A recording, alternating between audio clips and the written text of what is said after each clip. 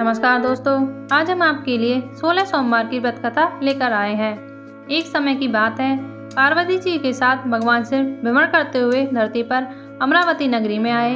वहां के राजा ने शिव जी का एक मंदिर बनवाया था। शंकर जी पार्वती जी के साथ वहीं ठहर गए। एक दिन पार्वती जी शिव जी से बोली, नाथ आइए आज चौसर खेलें। खेल शुरू हुआ। उसी समय पुजारी पूजा करने को आए। पार्वती जी ने पूछा, पुजारी जी बताइए जीत किसकी होगी? वह बोले, शंकर जी की। पर अंत में जीत पार्वती जी की हुई। पार्वती ने झूठी भविष्यवाणी के कारण पुजारी जी को कोढ़ी होने का श्राप दे दिया और वह कोढ़ी हो गए। कुछ समय के बाद उसी मंदिर में स्वर्ग से अप्सराएं पूजा करने के लिए आईं और पुजारी को देखकर उनसे कोढ़ी होने का कारण पूछा। उनके प्रश्नों का उत्तर देते हुए पुजारी जी ने सारी बातें बताईं। तब अप्सराओं ने उन्हें 16 सोमवार के व्रत के बारे में बताते हुए और महादेव से अपने कष्ट हरने के लिए प्रार्थना करने को कहा। पुजारी जी ने उत्सुकता से व्रत की विधि पूछी। अप्सरा बोली, बिना अन्न व जल ग्रहण किए सोमवार को व्रत करें और शाम को पूजा करने के बाद आधा सेर गेहूं के आटे का चूरमा तथा मिट्टी की 3 मूर्तियां बनाएं और चंदन, चावल, घी, गुड़, दीप, बेलपत्र आदि से भोलेनाथ की उपासना करें। बाद में चूरमा भगवान शंकर को चढ़ाएं और फिर इस प्रसाद को 3 हिस्सों में बांटकर एक हिस्सा लोगों में बांटें, दूसरा गाय को खिलाएं और तीसरा हिस्सा स्वयं खाकर पानी पिएं। इस विधि से 16 सोमवार करें और 17वें सोमवार को 5 सेर गेहूं के आटे की बाटी का चूरमा बनाकर भोग लगाकर बांट दें।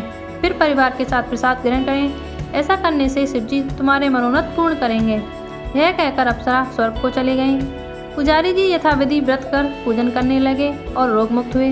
कुछ दिन बाद शिव पार्वती दोबारा उस मंदिर में आए। पुजारी जी को कुशल पूर्वक देखकर पार्वती ने उनसे रोग मुक्त होने का कारण पूछा। तब पुजारी ने उनसे 16 सोमवार की महिमा का वर्णन किया, जिसके बाद माता पार्वती ने भी यह व्रत किया। फलस्वरूप रूठे हुए कार्तिकी जी माँ के आज्ञाकारी हुए। इस पर कार्तिकेय जी ने भी माँ गौरी से पूछा कि क्या कारण है कि मेरा मन आपके चरणों में लगा, जिस पर उन्होंने अपने व्रत के बारे में बतलाया। तब गौरीपुत्र ने भी व्रत किया, जिसके फलस्वरूप उन्हें बिछड़ा हुआ मित्र मिला। मित्र ने भी अचानक मिलने का कारण पूछा और व्रत की विधि जानकर उसने भी विवाह इच्छा से 16 सोमवार का व्रत किया। व्रत के फलस्वरूप वह विदेश गया। वहाँ राजा की कन्या का स्वयंवर था। उस राजा का प्रण था कि हथनी जिसको माला पहनाएगी उसी के साथ पुत्री का विवाह होगा। वह ब्राह्मण भी स्वयंवर देखने की इच्छा से एक ओर जा बैठा। हथनी ने माला उस ब्राह्मण कुमार को पहनाई।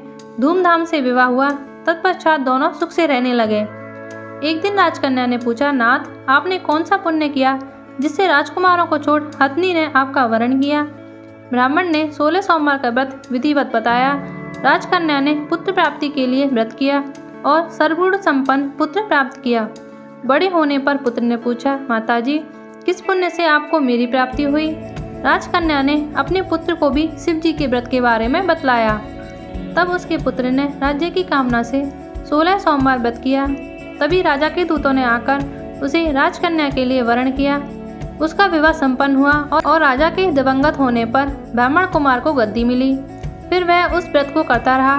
एक दिन उस राजा ने अपनी पत्नी से पूजन सामग्री शिवालय में ले चलने को कहा, परंतु उसने दासियों द्वारा भिजवा दी।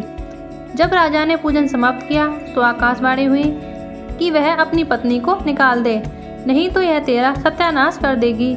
प्रभु की आज्ञा मान उसने रानी को निकाल दिया। रानी भाग्य को कोसती हुई नगर में एक बुढ़िया के पास गई। दीन देखकर बुढ़िया ने उसके सिर पर सूत की पोटली रख बाजार भेजा। रास्ते में आंधी आई और पोटली उड़ गई। बुढ़िया ने उसे फटकार कर भगा दिया। वहाँ से वह रानी तेली के यहाँ पहुँची तो सब बर्तन चटक गए। उसने भी निकाल दिया। पानी पीने नदी पर पहुँची तो नदी सूख गई। सरोवर पहुँची तो हाथ का स्पर्श होते ही जल में कीड़े पड़ गए। उसने उसी जल को पिया और आराम करने के लिए जिस पेड़ के नीचे जाती वह सूख जाता। वन और सरोवर की यह दशा देखकर ग्वाले उस मंदिर के गुसाई के पास ले गए। सारी गाथा जान वह समझ गए कि यह कुलीन अबला आपत्ति की मारी है। तब वह धैर्य बंधाते हुए बोले, बेटी तू मेरे यहाँ रह, किसी बात की चिंता मत कर। रानी आश्रम में रहने लगी, परंतु जिस वस्तु पर उसका हाथ लगे उसी में ही कीड़े पड़ जाते। दुखी हो गुसाई जी ने पूछा, बेटी किस देव के अपराध से तेरी यह दशा हुई?